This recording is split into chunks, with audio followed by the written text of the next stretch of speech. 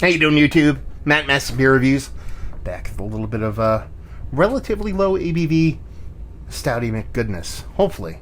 In the form of Treehouse Brewing. It is their all that is and all that ever will be. This is a milk stout at 6.5%. You can see there.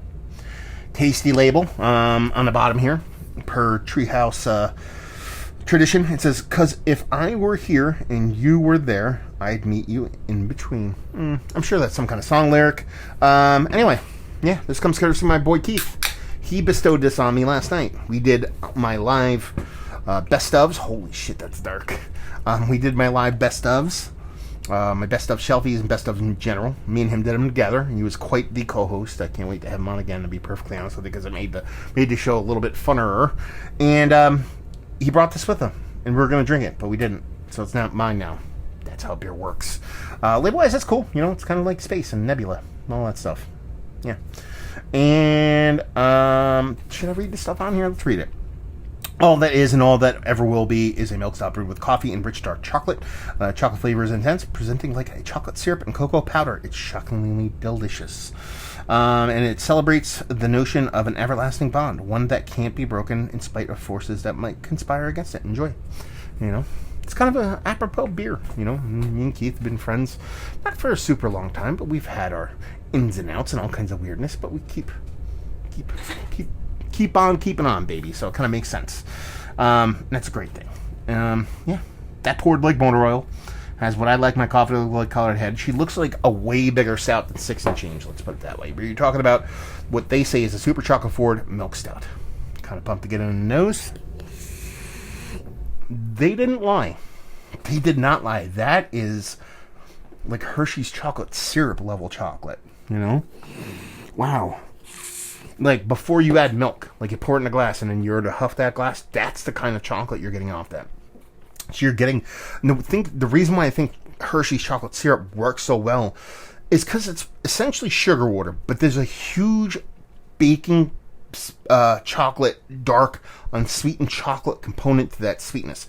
You have to have the sweetness in order to appease the kids and the neckbeards and the beer drinker nowadays, apparently. But the chocolate has to have this bittering component, I believe, to work. Otherwise, it's sweet on sweet on sweet. Not that kids don't like that, but I believe that's what you get a lot in the Hershey chocolate syrup. And you get much the same here. Sure, it's a little bit sweeter. It's beer. It doesn't smell like that syrup completely.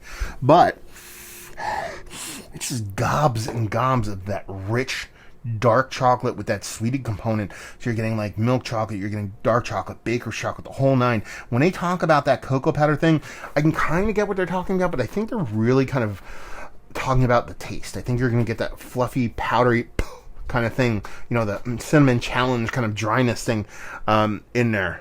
Yeah. This smells really kind of desserty. Let's dive in. Cheers.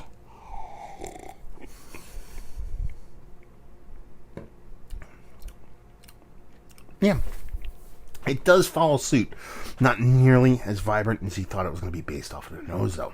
I mean, it is chocolate. It is chocolate all the way.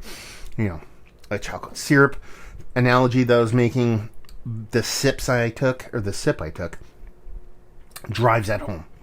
That is exactly what this tastes like. This tastes like Hershey's chocolate syrup to the nth degree in beer form. It's still beer, still carbonated, has a nice mouthfeel, has a nice density to it. It's not hard to drink, though.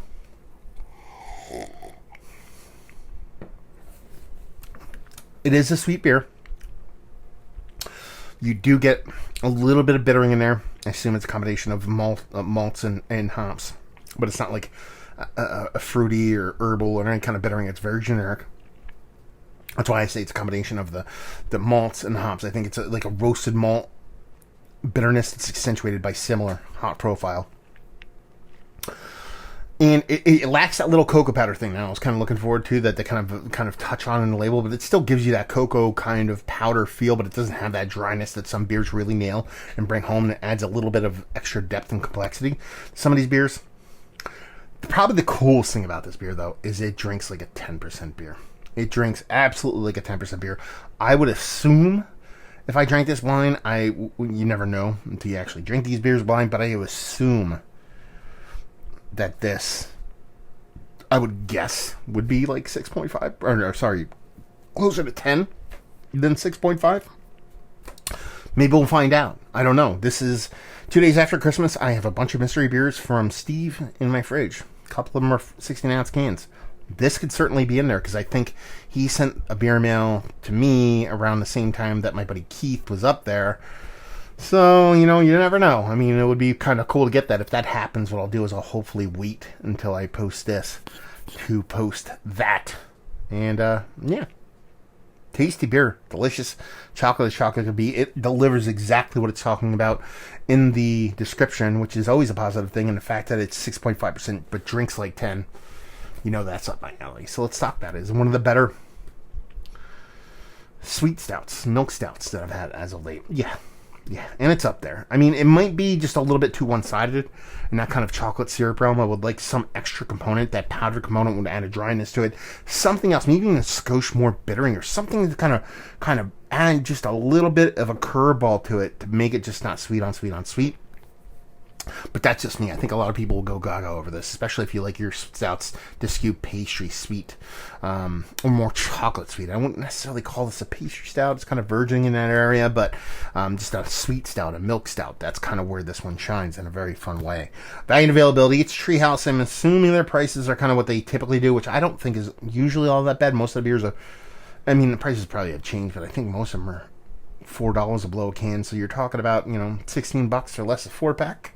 For most of their beers, that does not suck. And leave you with, if you like what we like this beer, if you like stouts, if you like chocolate, if you like milk stouts, if you like sweet stouts, and let's cap it with if you like chocolate.